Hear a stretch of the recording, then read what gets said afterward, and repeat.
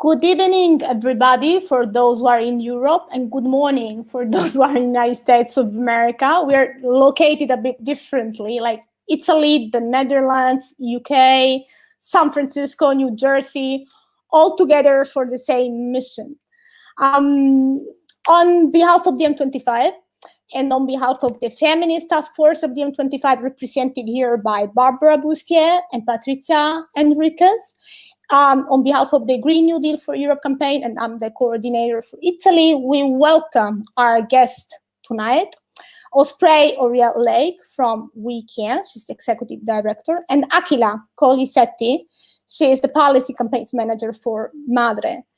Now, recently we have had a number of discussions within the Feminist Task Force group and the Green New Deal campaign on how we can kind of strengthening the component of the feminism for aiming for a stronger social justice, which in fact is at the root of the environmental breakdown. I'm very happy to have tonight with us from the US Feminist Green New Deal, Osprey Orielle and Akhila Kolisetty. We'll go through very shortly everybody's bio to understand where we are and what we are aiming at. Osprey, she's quite an outstanding CV, I would say. She's the founder and executive director of Women's Earth and Climate Action Network. She builds women's leadership, climate justice, resilient communities. She's co-director of Indigenous Women's Divestment Delegations. She's in the front line for a number of campaigns. She's been serving on a number of boards, such as Praxis Peace Institutes. She's been getting major awards like the National Women's History Project, and she has been featuring in a number of publications like The Guardian, The Commons, Streams, and so on. Akhila Kolisetty, she's the policy and campaign manager of MADRE, working for ending gender violence, advancing climate justice, and building just peace. She has worked previously on human rights for Open Society foundations with no-profits across India, Bangladesh, Nepal, and Sierra. We have Barbra Boustier. She's from the Feminist Task Force. She's a queer no-binary activist. She's a writer, a director of a grassroots organization with exclusively female and non-binary leadership. She's responsible for policy making and everything, all the initiatives which she has been running use the rich cosmology of ancestral culture. She has been growing the organization for the last 15 years. And last but not least, Patricia Enriquez. She is a queer researcher and activist. Her work includes policy, intersection of feminism, gender, sexuality, and recently she has added to her portfolio how to decolonize parenting. And this is a staunch advocate of this topic ever since. Now, definitely when we talk about the Green New Deal, we have to be envisioning alternatives which encompass social justice, alternative to the extractive, linear, universal model of an economic growth. And we just focus on the topic, which is global justice and the transformation in our economy. Now, we know that somehow our system, our structure is just embedded into patriarchy and colonialism. And this is also because of the lack of imagination, for bad faith, for ignorance. Now, definitely the society is into that capitalism, and even the Green New Deal doesn't really prompt global justice nor the transformation of economy. And this is because somehow that vulnerable or the marginalized people have been silenced historically. Now, how can we bring those voices of the marginalized people to the decision-making process for challenging directly the foundation of the economy? Barbra, I don't know if you want to be adding up to that. No, I think you've said it pretty well. I think one of the things that I've encountered in my my experience is this thing of lack of imagination. We're either given the option of capitalism or die. It's either crisis or nothing.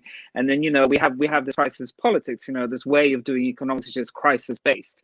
you know, and then there is a lack of options, a lack of possible horizons of new ways of doing things. And that is mostly, in my opinion, due to the silencing of diverse, voices. So, I would say women's voices, indigenous voices, Black voices, feminist voices, trans voices, queer voices, voices that bring imagination, that bring new words, bring new language, bring new ideas, new possibilities that are not considered, not heard, and not really understood, as things are standing, and therefore we're always faced with this really sort of like monorail way of doing economics, and I feel that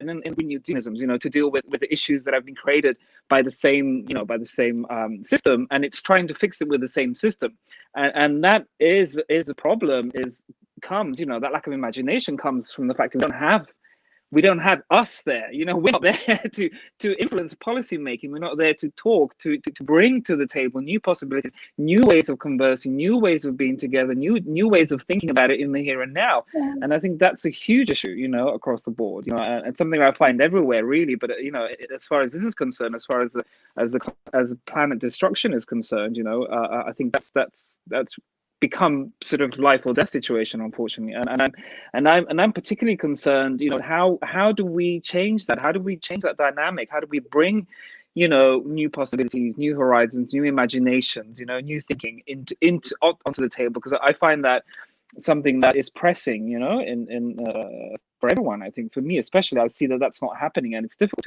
to be heard, when you're speaking, or to be recognized, when you come to the table. That's what I see. So I'd really love to know what your experiences are. I'd love to know what you think, or what you can imagine for this in this sense. Akhila, please give us your standpoint about the lack of imagination, how we should be bringing and carrying those voices to decision-making processes. Yeah, first of all, thank you so much. It's such an honor to be here in conversation with all of you, and thank you to the DiEM25 organizers for bringing us together. So I'm with MADRE, an international women's human rights organization, and I'm speaking to you from unceded Lenape land here in New Jersey. We're speaking as we approach the 5th anniversary of the Paris Agreement, which the US has just officially left, and the UN Climate Ambition Summit. And I think we're realizing that, whatever drops in emissions we've seen since the start of the pandemic are really nowhere near enough to slow climate catastrophe unless we make major and far-reaching changes quickly. And I think it also points to the fact that, focusing on individual actions doesn't lead us to the change that we need to see. It's really systemic and transformational solutions that we need to tackle some of the root causes of the climate crisis, which, you've already mentioned here. The intersecting systems that we face, patriarchy, colonialism, and settler colonialism, racism, neoliberalism. And these are some of the root causes, I think, that we as a coalition came together last year to tackle.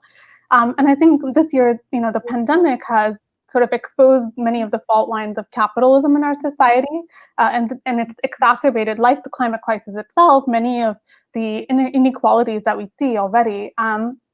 And in MADRE, we work with long-term partnerships with grassroots feminists and rural and indigenous and Afro-descendant women around the world who are really living at the front lines of the struggle and kind of experiencing the most severe impacts of climate breakdown. Climate disasters, toxic pollution, the harms and the violence of resource extraction on their territories and on their bodies. And we know the impact of environmental degradation is not just that. It touches almost every aspect of life, right? For women and girls, it deepens poverty, it worsens gender-based violence, including sexual violence against indigenous women around man camps, the killing of women land defenders, it increases early marriage, it impacts reproductive health and rights, and forcibly displaces communities. So it has all of these impacts. And all of these impacts, as we're seeing with hurricanes Ida and Iota, are disproportionately felt in the global South, largely by Black, Brown, and Indigenous women and communities.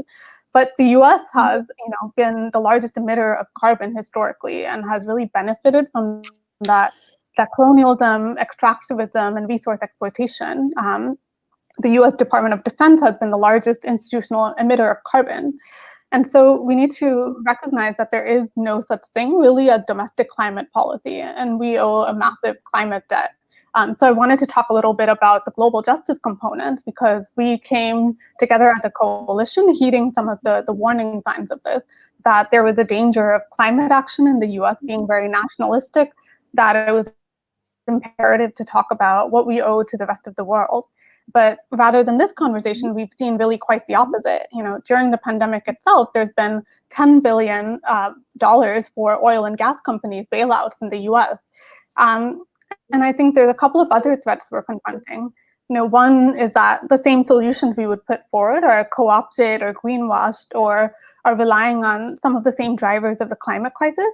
We've seen dangerous and nationalistic discourse about actually the Green New Deal being a new wave of competition, a new opportunity for US companies to compete with China to create renewable technologies and profit by exporting those to the rest of the world.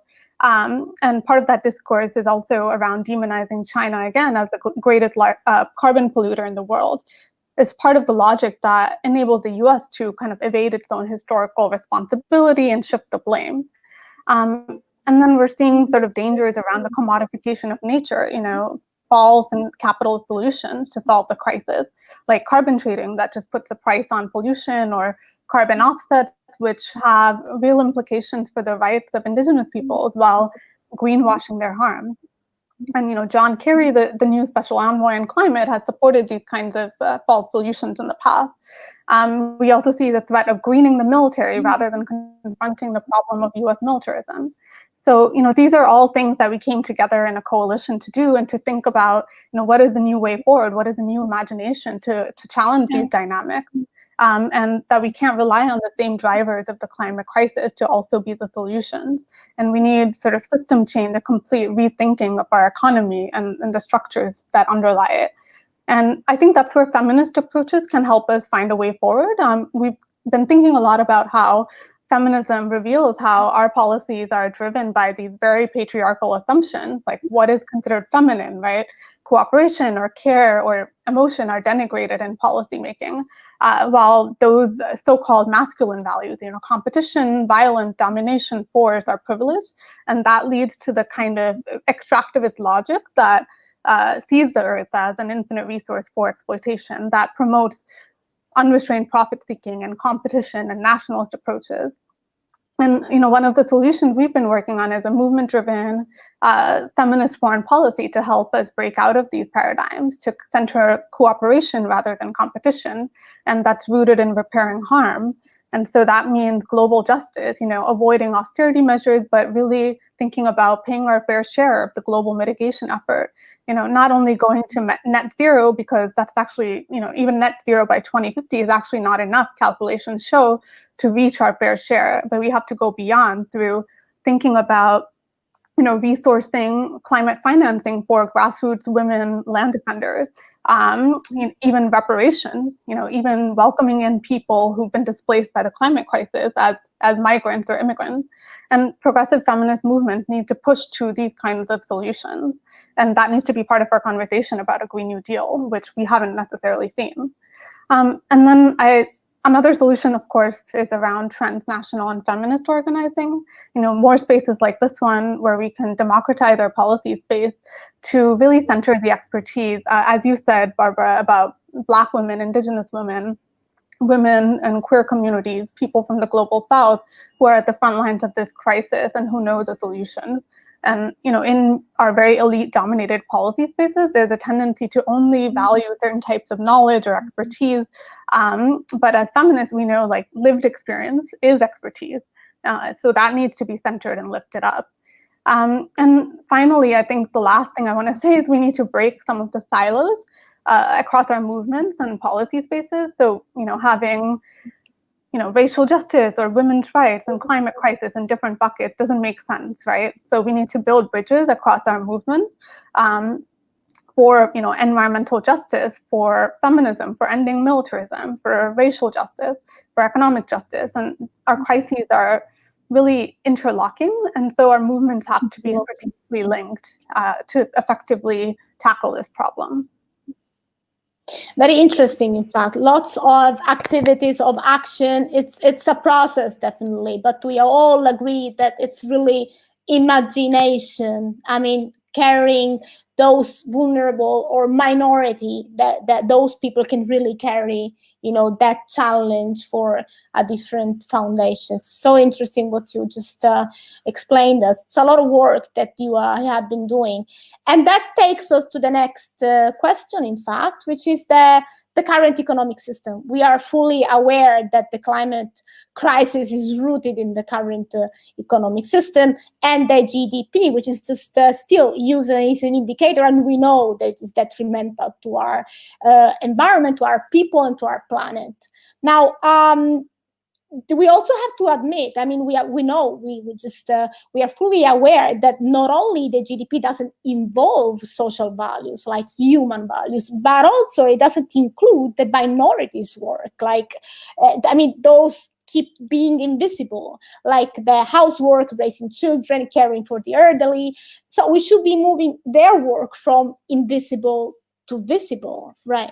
And now the question is, how can we just bring forward a feminist alternative for that? And I'm sure Patricia has something to add to that. Yeah, first off, it was wonderful what you were explaining earlier. I think a lot of people have to hear this discussion more.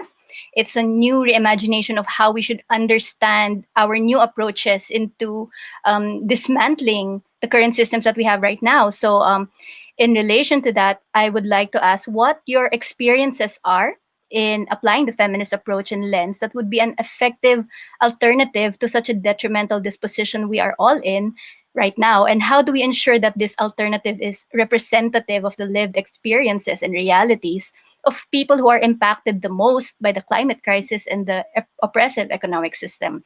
Like, for example, like what you said and Stefania said, the care economy is still something invisible and contested for its value, even if it has been exposed time and again, how very important these kinds of labors are in society. It's what's sustaining us right now, and yet it's invisible. It's not valued. It's not placed anywhere.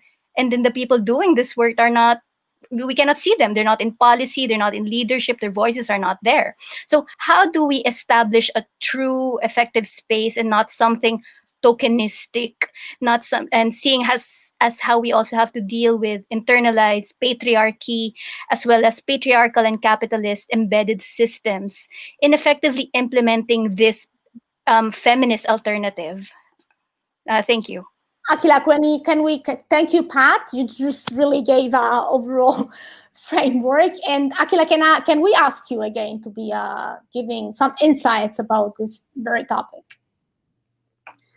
Yeah, I think it's very apparent to all of us that the pandemic has just really exposed how essential care work is to holding up our entire society and our economy. Children have been staying home from school and daycare. People and elders are sick with COVID-19. And so through all this, we're just seeing how valuable the work of teachers, childcare workers, farm workers, domestic workers, healthcare workers is. And also how important the work of caregiving is in our own families and communities. And that work has really increased exponentially, right, during the pandemic. And also for generations, we've seen how many women, Indigenous and rural women, have been caring not only for their communities, but for the earth, right? They've been passing down traditional ecological knowledge. They've been exchanging and preserving seeds. But I think all this care work, because it is performed largely by women, especially by women of color and immigrant women, that care work and reproductive labor is just completely undervalued, underpaid, and invisibilized, as both of you have already talked about. And it's treated as secondary to so-called productive labor, even though it is life-sustaining and essential work. And in fact, capitalism and patriarchy, we know it depends upon making this work invisible and treat the most essential as the most disposable and kind of the most sacrificial in order to survive and turn a profit. And I think the impacts are very real, and we're seeing some of these impacts now. Just in August and September, we saw in the US 4 times as many women than men dropped out of the workforce, and Black and Latinx women had even higher rates of unemployment. And at the same time, we know that the climate crisis itself is also a care crisis, because climate breakdown actually makes many of these burdens of household and care work heavier. It leads to deforestation, droughts, flooding, all of these things that actually make it harder to grow food or to access water for your family. And so people, and largely women and girls in the global south, they have to walk that much farther to just secure these same resources for their families. And so it triples or doubles their care burdens and household work. And so to tackle all of this, I think we need to divest from our extractive and militarized economy and invest in a feminist and regenerative economy that's centered around care for each other and the planet. And imagine, as you've said, imagine new ways of living and being. And how do we measure that, right? You alluded to the GDP being a problematic indicator that really masks inequality, and it also ignores the negative externalities of economic growth to our environment. So there are indicators out there that actually measure well-being. For example, the Genuine Progress Indicator is one. It looks more holistically. It looks at income inequality. It looks like environmental indicators like pollution, social indicators like caregiving, and so it visibilizes that work. And this is also a vision that Indigenous people and Indigenous women have long been living, right, and calling for. We could learn from their models. For example, Indigenous peoples in the Andes have developed models of buen vivir, which is really about, a worldview that fundamentally challenges capitalism and calls for us to live in balance with each other and with nature. And to make our imaginations more real, I'm also thinking about the work of some of the partners that MADRE works with, who are living out also everyday feminist economies. For example, our partners in Gaza, they're sitting at the front line of the occupation and environmental degradation, but they're also creating urban greenhouses, growing food in kitchen gardens. They're creating local economies for locally grown food. Our partners in Sudan, for example, they've created the first ever country's women's farmers union. So they're building collective power. They're sharing, resources and tools for sustainable farming. And so there's already, these kinds of local feminist economies all around the world being seeded. So we just need to find them and uplift them and center them and resource them. And I also want to talk about green jobs, because we also know care jobs are green jobs, right? But when we look at the types of jobs that are funded in a just transition, they really tend to be concentrated in male-dominated industries like construction or engineering. But for a real just transition, we also need to center care work and service jobs. And these are really dominated by women of color. And we've seen some space for action on this during the pandemic. As we talk about a climate just recovery from COVID-19, progressive groups in the US have mobilized for the Thrive Agenda, which is a plan for a sustainable economic recovery that calls for not only increasing wages for caregivers, but also investing in the frontline communities that have been the most impacted. So we're seeing some promising initiatives like that. Also in Hawaii, the state commission released the first ever feminist economic recovery plan from COVID-19. And that again calls for investing in childcare, social infrastructure, also ensuring women can access green jobs. And I'll just wanted to end with a quote from Naomi Klein, who said that neoliberalism is what lovelessness looks like as policy, and that it has isolated us from one another.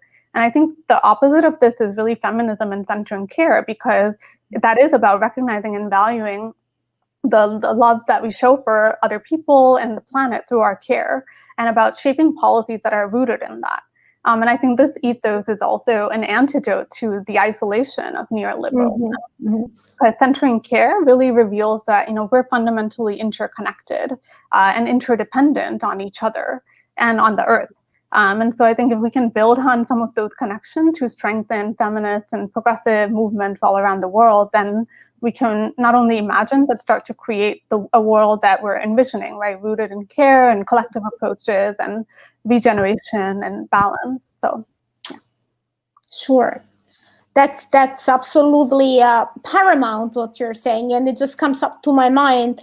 Like countries like Bhutan, they have been implementing the gross national happiness index, or it just comes to my mind the words by the previous president of Uruguay, Pepe Mujica, used to say, "We didn't come to this earth only for developing, but mostly to be happy. So happiness has to be part, of the indexes and measurement of our society, definitely. And you're doing a great job on that.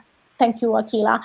Now, I would just allow me to go to one of the topics which is really, really close to my heart. I'm sure it's yours as well. Definitely. I mean, going through all the papers and the documents and your website, it's indigenous rights.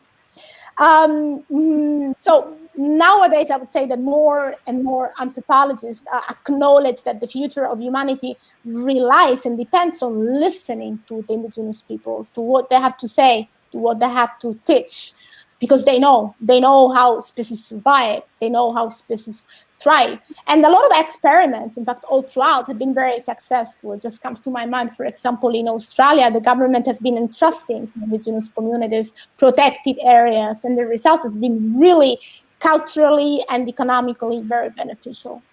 So now you are working a lot on that, just going through your website, there were a lot of examples where you are saying that somehow it's indigenous women's leadership that must be centered if we want to save our planet. This is what, it's, I mean, you are just highlighting on your website. Now, I would ask Barbra to just expound on that, and then we just turn the question to our guest. Yes, well, again, taking an example from Brazil, where it says, that 80% of biodiversity is actually in the hands of indigenous peoples, right? And for example, there was one of the indigenous leaders in Brazil, Krenak. They actually look after, they look after a certain part of Brazil. There's a river which they have a relationship with, which is different with the way that we've been taught to have a relationship with rivers and with mountains and with and they have recently been, there's been a disaster in Brazil which has destroyed their lands and destroyed their livelihood and destroyed the river, which they see as they relate to the river as a person. They don't relate to it as a thing or as a thing that has to be extracted or can be used, or it has a certain amount of water or not. And they have a very different relationship to, and a different way of telling story, right? Telling story of Earth, telling story of people and people's relationship to Earth, seeing them as equal and seeing them as as equal, basically. And especially this, since Bolsonaro has come into power, this has become under great pressure, and there has been nothing done to support them or to help them or to somehow release them from the grip that we've been feeling in Brazil, from fascist basically destruction, which is what's been happening, and which is obviously something that's extremely dangerous, because they are literally, from what I can see, they're literally holding what we need, in their hands and their hearts and their minds and the stories, what we need to move forward. They actually have our future in their hands, in a sense, and I'm just wondering, even though they've been fighting for so long, they've been getting together, they've been creating, councils, where they've been trying to have their voices heard and their stories told. They are still marginalized, they are still pushed aside, they're still destroyed, they're still extracted, and that's something that really worries me, and it worries a lot of us. And I'm wondering what your experience is in that sense, and what you've been doing, in organizations. Osprey, can you tell us more about that? What you're doing about that? What's your viewpoint about that? It's your turn. Thank you so much. I just wanted to again also thank you for inviting myself and Akhila to participate in this program with you, and to have really important conversations that we need to have amongst ourselves, but also have ripple out into the world. We live in such an extraordinary moment for human history, and I don't think it's a more important time than to bring forward feminist voices and indigenous peoples and so many voices that have been marginalized, as you said. I'm now on Coast Miwok territory, which is in Northern California, and I just wanted to acknowledge the Coast Miwok, whose lands I'm on. And you had just mentioned, what is happening in Brazil. It's a country that our organization WECAN does work with, and we're really honored to work with Indigenous women from Brazil. And it's a very difficult situation there now with the Bolsonaro government that is really attacking Indigenous peoples and destroying the Amazon rainforest. So it's a very, very prominent situation now. Indigenous peoples do hold rights over and protect 25% of the Earth's land surface. And as you stated, 80% of the remaining biodiversity on Earth is in their land. So we really need to think about that as we talk about having a thriving future. So to accurately reflect real solutions to the climate crisis, Indigenous sovereignty and solutions are paramount. There's a great deal of research showing that when Indigenous rights and sovereignty are secured, our lands, the water, the forests really have a chance to flourish. And Indigenous communities and leaders must really not only have a seat at the table, but also need to be leading the conversation around land protection, climate solution, and how that all connects to their rights. Here in the United States, as well as many countries, I think we really need to have explicit legislation that respects the UN Declaration on the Rights of Indigenous Peoples, and really focusing specifically on Indigenous women. They are frequently the backbone of their communities. They are knowledge keepers of biodiversity and forests. They're the leaders in resistance efforts to defend their lands. I was really honored with many others to be at Standing Rock and to really see how powerful the women were leading the resistance efforts there, as they have for thousands of years.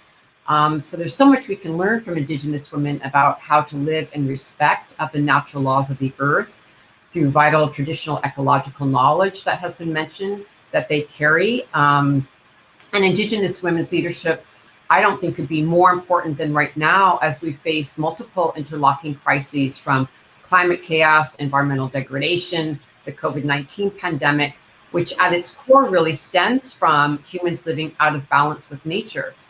So we have so much to learn from Indigenous women in many ways, including economic systems that are not based on capitalism, as Akhila was mentioning, such as buen vivir, or another term is sumak kausai, which is coming from communities in the global south.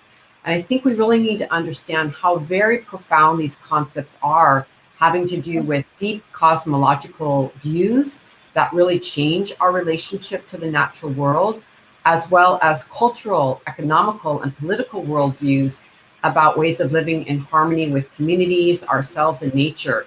And, I think it's something we really need to learn a lot from, because we need to change our worldviews, because how we're living is obviously not working. I also think it's important to mention that as we're highlighting the role of Indigenous peoples and women, we need to understand tragically that there are many threats to Indigenous women and what they experience due to racism, colonial policies, and patriarchy. As an example, we were just talking about Brazil, but across Latin America, women land defenders are often under attack, persecuted, criminalized, and experience a lot of violence. And I think the international community became really aware of the situation, particularly in 2016, even though this has been going on a long time, after the assassination of beloved Honduran Indigenous leader Barbra, who was murdered for leading a campaign against a major dam on the river in her people's territory. And this fight goes on and on. In many Indigenous communities, sexual violence against women is a grave threat perpetuated by fossil fuel and mining industries. In the United States, for example, we have man camps, which are expansive trailer units, sometimes housing thousands of industry workers in oil and gas drilling regions. And they've resulted in extremely high rates of rape and abuse of local Indigenous women and girls. Right now, our organization WECAN, along with many others, are doing all that we can to support Indigenous women who are leading a fight right now in this very moment as we speak to stop a tar sands pipeline called Line 3 that is set to cross major waterways and Indigenous people's traditional lands. which will destroy their sacred homelands, their way of life. And we consider this a form of ongoing genocide. We're really outraged that the Trump administration and Enbridge, which is the company building the pipeline, are pushing this project through in the middle of a pandemic where workers will bring disease to already severely impacted Indigenous communities. So, we're really calling on governments, financial institutions, and energy companies to uphold and implement processes that legally recognize Indigenous rights and provide real enforcement on the vital framework of free, prior, and informed consent, or as we say, FPIC. And tribes must have the right to be able to say no to extractive industries on their lands. And these rights are violated all the time.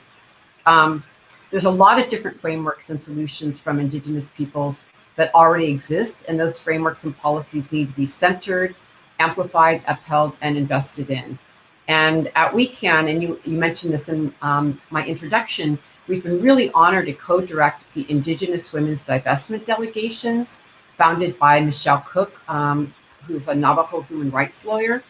And central to this goal of our delegations is to provide a platform for Indigenous women leaders to meet face-to-face with representative of European and United States banks, insurance companies, and asset managers to expose injustices and directly share with these entities exactly how their fossil fuel financing violates human and Indigenous rights while also driving climate disruption. So these one-on-one meetings have been really powerful because there's nothing like, meeting with people face-to-face to hear their stories. And I'm glad to say that these delegations have produced really critical results in divestments, education, policy changes, and investigations, including institutions removing hundreds of millions of dollars off the table. So there's still a lot of work to do there, but I think it's really important, that we uplift frontline voices.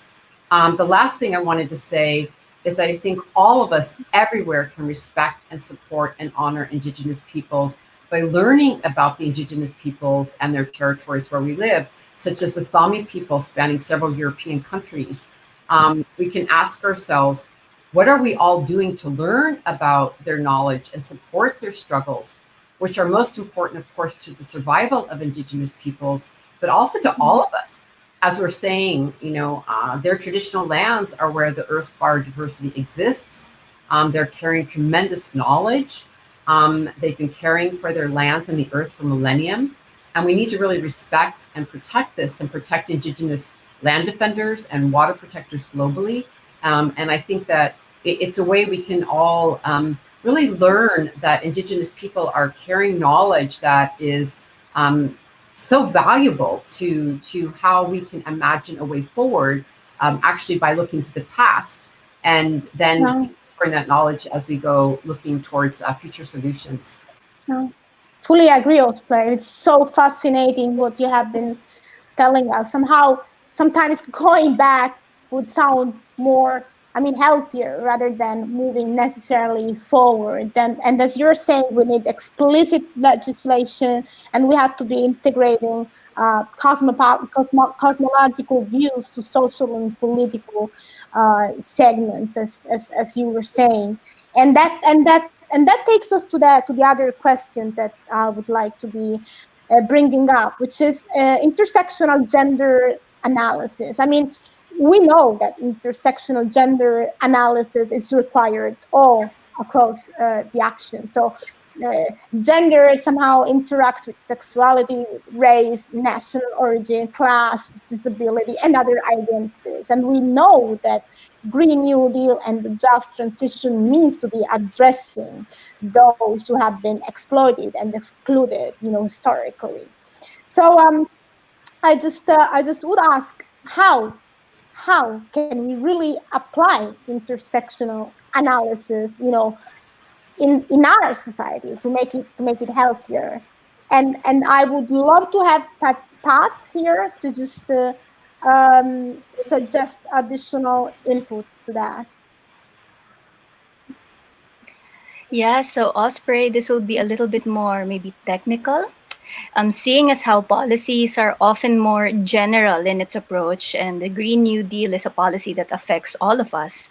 And how do we teach people and encourage them to apply and use the intersectional lens in policymaking, especially for something like the Green New Deal, because it's quite common for me to hear amongst other people how an intersectional lens, politicized bodies, racialized bodies, the struggles or identities tend to be quote and unquote divisive towards our goals. Whereas I see, and I believe all of us would agree here, that it is actually an approach that can strengthen what we are fighting for and inform it better, and ensure that it has more thought in its approach in building a healthier society. So what I'd like to ask is, how can we encourage this reimagination of how we want to rebuild our society through an intersectional analysis, and how do you suggest we can apply this, like in technical terms speaking? Well, I couldn't agree more. I think that really, I think a lot of times we use these terms, and it's now time for us to dig in and really see practical application, and what are we really talking about, and how do we implement our ideas. As a collective, the Coalition for a Feminist Green New Deal has really welcomed the opportunity presented by the Green New Deal, and it has already been stated, it only goes so far, but it is an opportunity and a leverage point for us and other like-minded frameworks to really secure a rights-based policy and program that holds an intersectional analysis. And I think this is where we can get into some of the nuances, because to address the root causes as well as the scope and scale of multiple interacting crises, we need policies that are systemic across all sectors of society. They have to have a strong feminist principle, and they need to combat historical oppressions, because on the one hand, we know we need to be dreaming and imagining and envisioning our new world, but we also need to keep really fighting these historical oppressions, or we can't get to where we need to go, because they're both going on at the same time.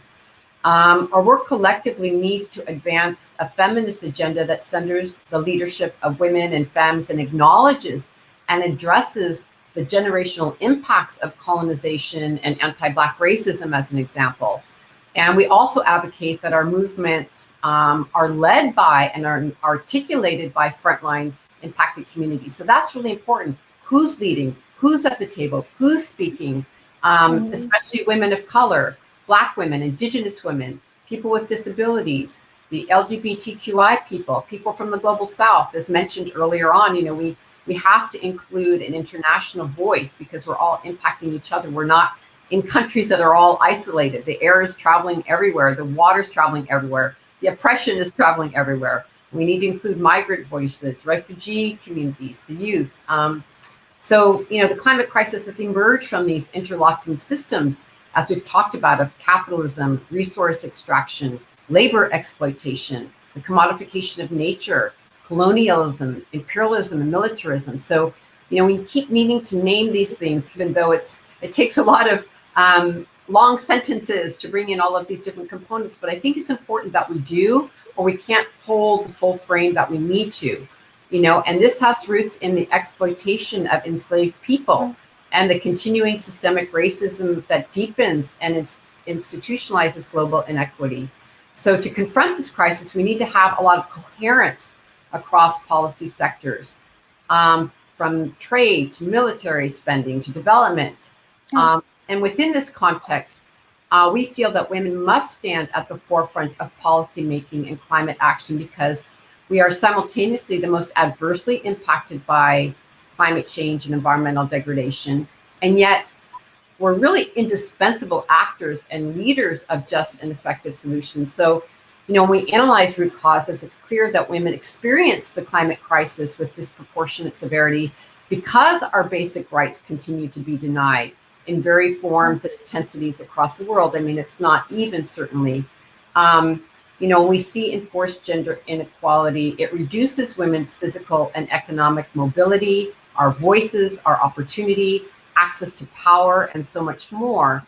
And, making women more vulnerable to these mounting stresses. So, you know, when we're talking about Indigenous women, Black women, women from low-income communities, women from the Global South, we also need to recognize that they're carrying an even heavier burden from the impacts of climate change because of the historic and continuing impacts of these oppressions that we've named.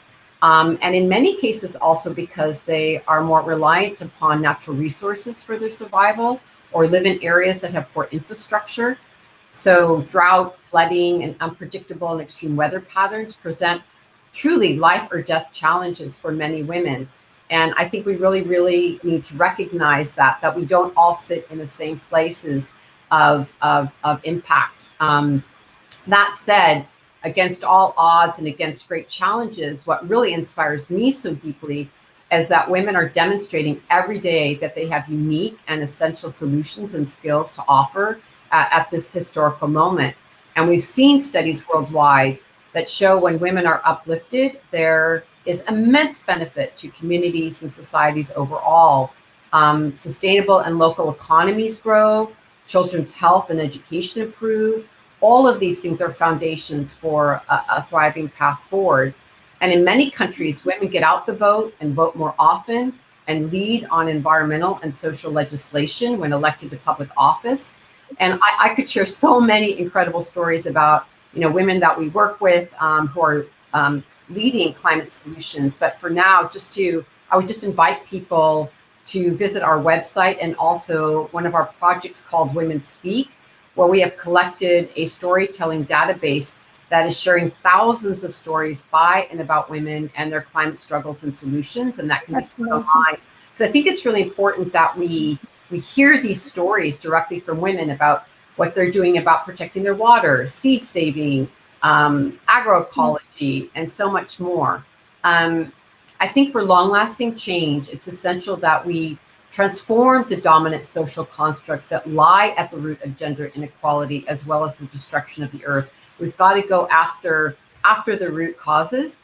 And I think it's also important to say that not all iterations of womanhood are the same. And each woman's experience of adversity or discrimination is tied to their gender, tied and shaped to location, race, class, sexual orientation, citizenship, status, culture, beliefs, and so many factors. And I also think it's important to highlight that women sitting at the decision-making table is not enough.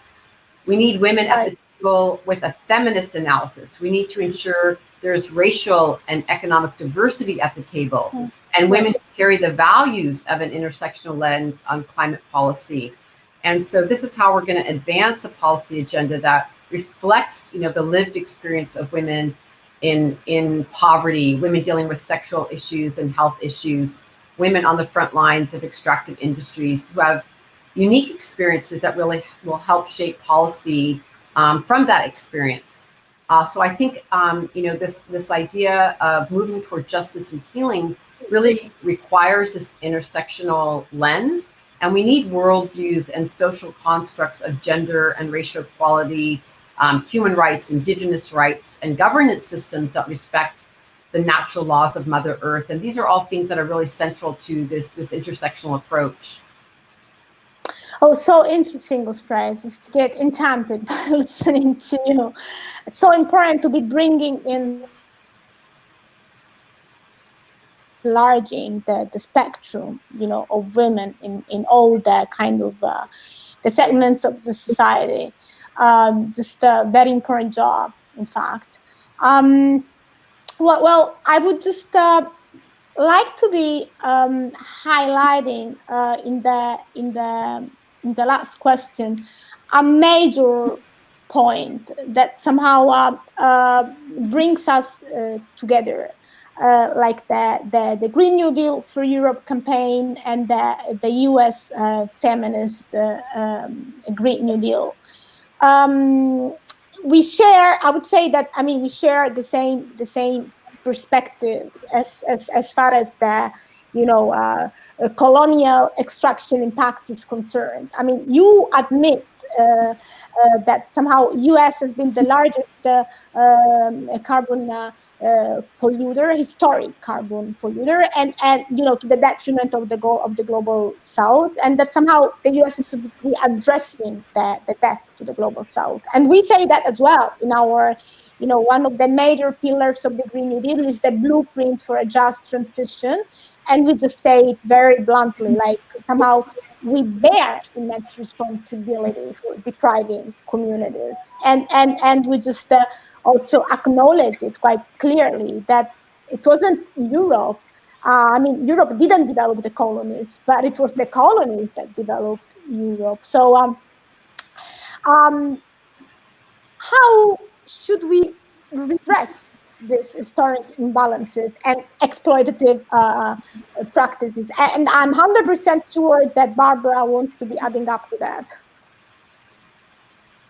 Well, yeah, I was just thinking as you were saying that, I was thinking about the UK, because they just announced that they were cutting aid, international aid, a few days ago, and I was thinking about also the enormous, I was thinking about what Osprey was talking about, the enormous pressure that women experience on a day-to-day basis, from the people that I work with and women I work with every day, the immense amount of pressure that they live under, the immense amount of violence that they live under, which has absolutely colonial roots to it.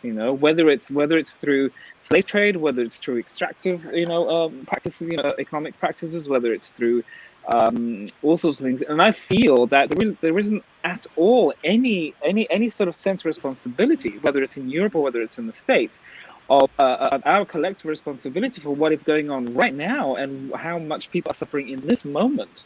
Because of direct, because of what we have done, but Europe, the way that Europe has developed its economy, the way Europe has developed its living standards, the way that North America has developed its living standards, there isn't an affirmative sort of action. For example, we know that slaves, for example, even in the UK, slave traders were offered reparation when slavery was abolished, and not long ago, in the UK, they stopped paying for it. They finished paying their debt to the slave traders, but there's never any talk about what kind of positive and affirmative action we can take, to redress this balance, and that's a real problem, because it all seems to be very passive, sort of like, we need to solve this problem, but there isn't really a sort of like really taking that on board, really taking on board, just how much we do have and just how much we have taken and how much we are taking. And what are we doing to give it back? What are we doing to address that balance? And that has to be done, with affirmative action. It can't just be done like passively. You know what I'm saying? I mean, it's something that I've seen in the South, in South America. Affirmative action, even though it's really fought all the time, tooth and nail in politics and economics, it actually has very effective results. Whether it's in political representation, whether it's in economic value, it is really important that this kind of like taking responsibility and saying we have to do this, that, and the other, which is something that I find that power tends to sort of protect itself from, this kind of affirmative action. That's kind of like, yeah, let's do something about it. Let's actually pay back, something to that effect. And I really wonder what you think about that. Osprey, lots of food for thought. Well, thank you both for your comments, and I'm so glad we're in solidarity on this issue. It's, I think, just to say, I think us working together on these issues is part of the solution. And thank you for both of your comments. And I couldn't agree more. We really have to move away from the extractive economy that is based on the exploitation of indigenous peoples, people of color, women, and the land. It's just time to end the tragic cycle of capitalism based on sacrificed peoples and sacrificed zones, because we can't be having this sort of economy and behavior if you don't have sacrificed people and just, that people are expendable and land can be sacrificed.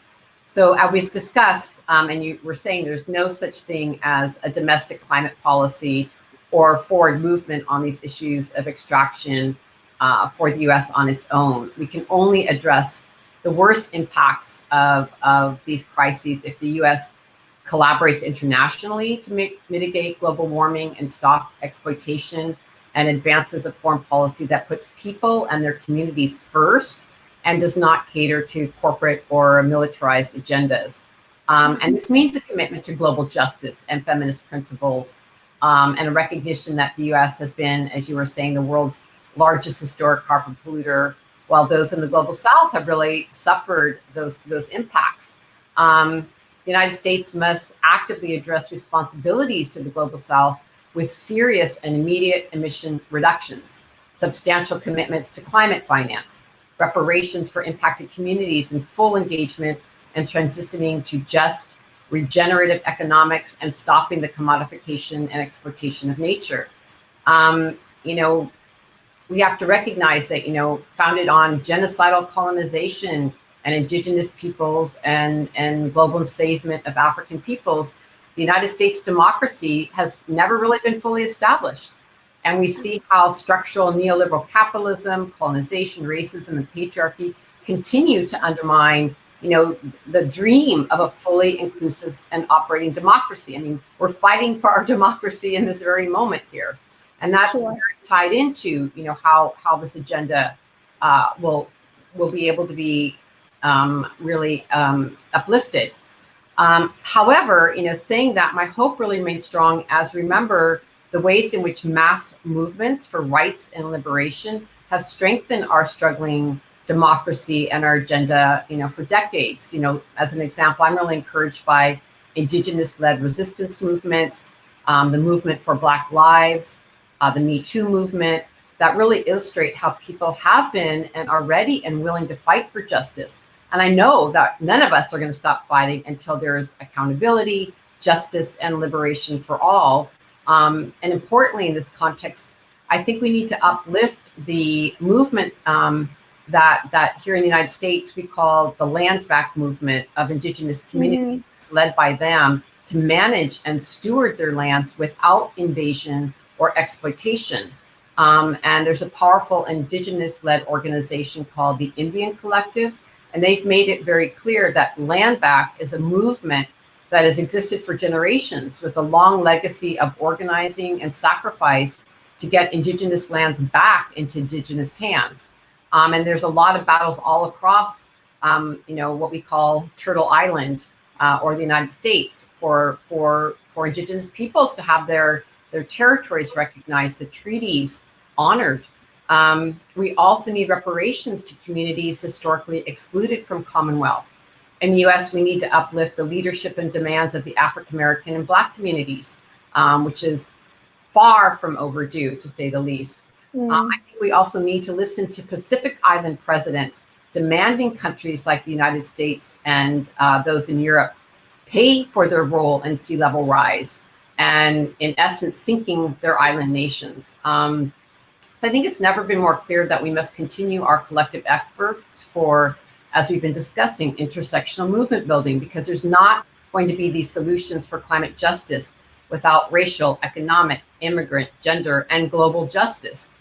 There's no way we can move forward without all of us and our interlocking movements working together. And the last thing I wanted to bring forward, because I think it's really something I'm passionate about and is you know, a very immediate measure going forward, is to bring attention to something called the Escazú Agreement, which some people might be familiar with. It's something that WECAN has been advocating for since 2016 with partners in the Global South. And of course, people have been working on it much longer than that. And as we have been discussing, the protection of nature and biodiversity goes hand in hand with human, indigenous, and women's rights. And yet largely there's been a lack of political will at the national and international levels to implement policies and frameworks that really ensure the rights and protection of environmental defenders, including their access to decision-making, public information, and justice mechanisms. But very recently, actually just this past November, the Escazú Agreement was fully ratified and can really provide a transformative multilateral agreement in the Latin American Caribbean region. And this agreement guarantees access rights on environmental matters, but what's very interesting, it also gives explicit protection of human rights and environmental defenders.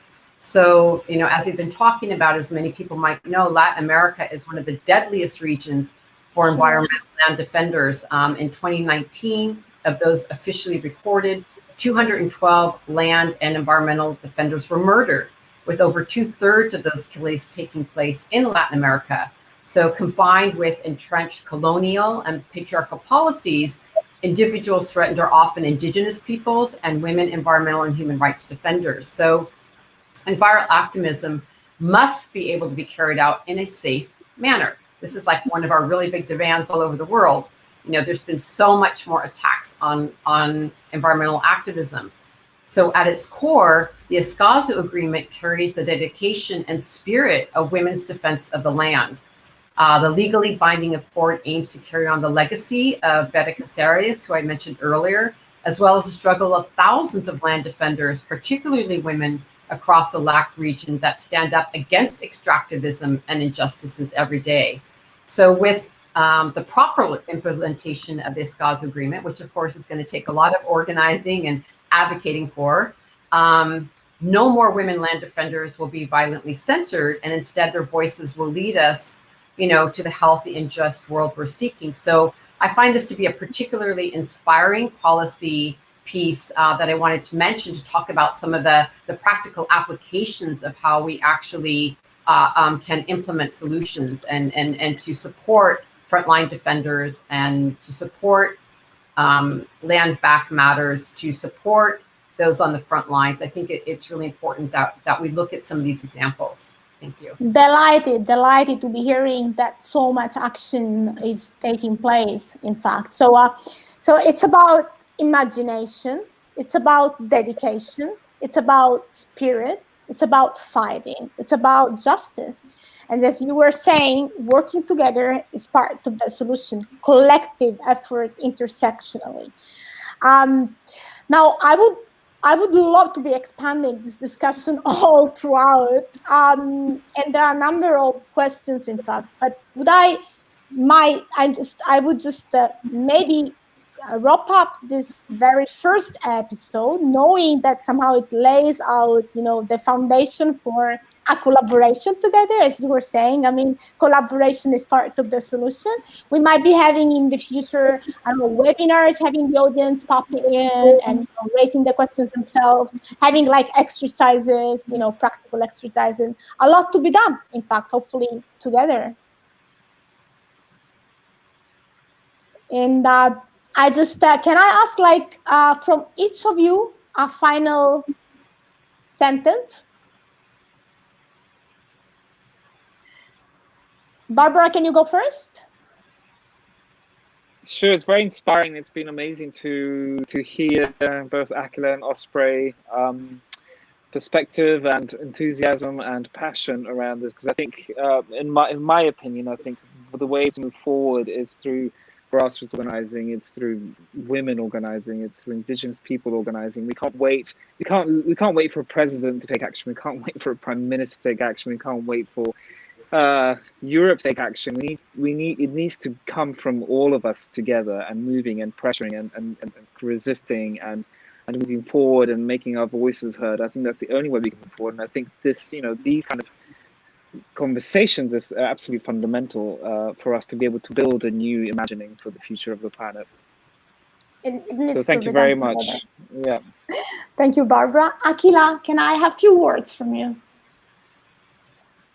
Yeah, sure. And, I think that this conversation and, building connections and solidarities and movement building and organizing across borders, this is exactly what we need to counter some of the threats that we're seeing that may be coming up in the coming months and years, and that, we need to overcome. And I think, just as you've said, Barbara, grassroots organizing, mobilizing, and centering the voices of Black and Indigenous women, women of color, marginalized people, queer people. These are the voices that we need at the table and shaping the discourse around what our policy needs to look like. And so I think this kind of transnational organizing is exactly what we need to help us create the futures that we imagine. So thank you for bringing us all together for hopefully the first of many conversations. Exactly. So fighting together for the future, for the present and the future. Pat, I love your earrings. Please tell us something. Thank you. I wore this specifically to represent the indigenous community from my country in the Philippines. And yes, we are one of the countries also heavily impacted by climate change. And we do hope that the global north takes more responsibility towards it. But to sum up, I just wanted to say that with the work that Akhila and Osprey are doing and all of the work that the indigenous, the people of color have been doing, it's not really so far-fetched what it is that we're trying to achieve, you know? It's something that they've been doing for so long.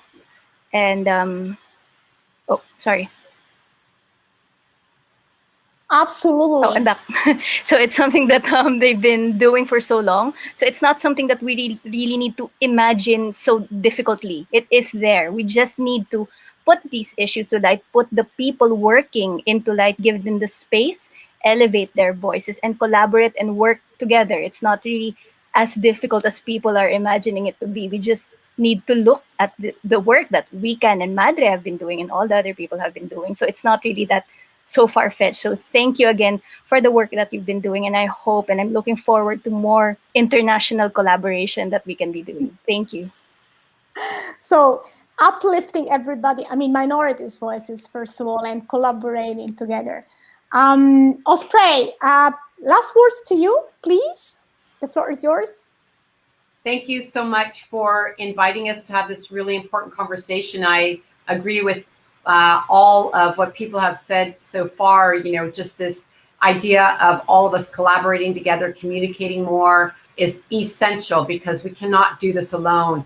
You know, these false divisions of these political borders are not what we need right now. We need the grassroots leadership, as Barbara said. We need to bring all of us together and uplift these people's movements, uplift these feminist agendas. We know that we have the solutions. We need to support each other in implementing them and taking power.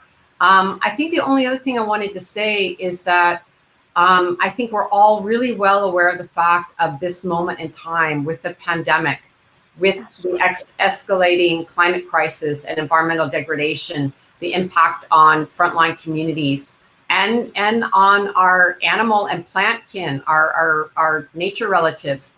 And that we have this really incredible challenge of needing to move very urgently because the clock is ticking, like we don't have a lot of time. Sure. So I really want to encourage people to be bold and people who are listening in to realize you might not think you have something to offer. I guarantee you, everyone needs to be all in. Everyone has something they can do. We need everyone.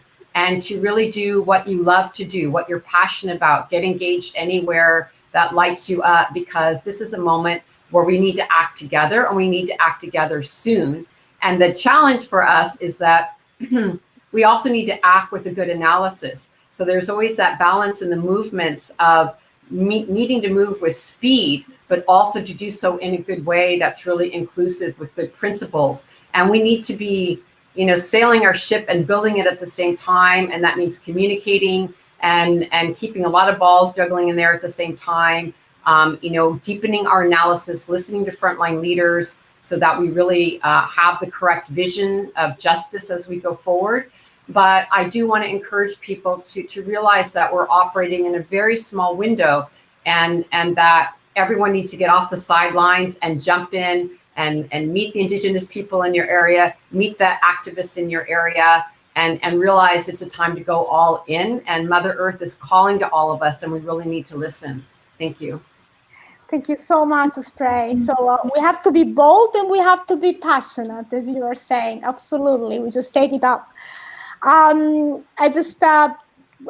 we have to close this. So, you know, this really warmed my heart, this whole episode together. I would like to thank our guests, the U.S. Feminist Green New Deal. I would like to thank the task force in DiEM25, the feminist task force in DiEM25. We've been working superbly together. I would like to thank John Baird, who's been working all throughout the time, in the background. And I would like to thank Alexander Wall, who's been the initiator of this episode and this initiative. So it's just the first step for a long-term relationship, passionately. Thank you a lot. Thank you very much. Thank you very much, all of you.